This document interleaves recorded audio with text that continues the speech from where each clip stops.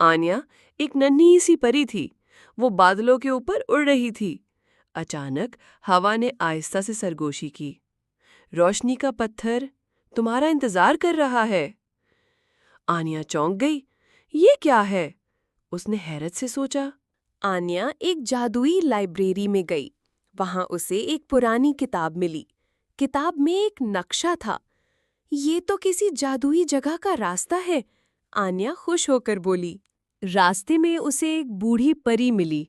उसने नरमी से कहा, रोशनी का पत्थर उसे ही मिलता है जो दूसरों के लिए रोशनी फैलाए। आन्या ने सर हिलाया। यानी मुझे किसी की मदद करनी होगी। आन्या एक उड़ते हुए जजीरे पर पहुंची। चारों तरफ चमक थी, लेकिन पत्थर कहीं नहीं था। आन्या उदास हो गई। मैं इतनी दूर आई और कुछ नहीं मिला।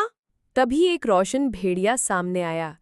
उसने कहा, पत्थर तब मिलेगा जब तुम दिल से किसी की मदद करोगी। वापसी पर आन्या को एक नन्ही परी मिली। वो रो रही थी। मैं खो गई हूँ। आन्या बोली, मैं तुम्हें घर छोड़ दूंगी, तुम अकेली नहीं हो। उसे गले लगाते ही एक रोशन चमक पैदा हुई। अचानक आसमान का दरवाजा खुला। रोशनी का पत्थर आन्या के सामने आ गया। आन्या मुस्कुराकर बोली, ये तो मेरी अपनी रोशनी है। सच्ची रोशनी वही है जो दूसरों के दिलों को भी रोशन करे।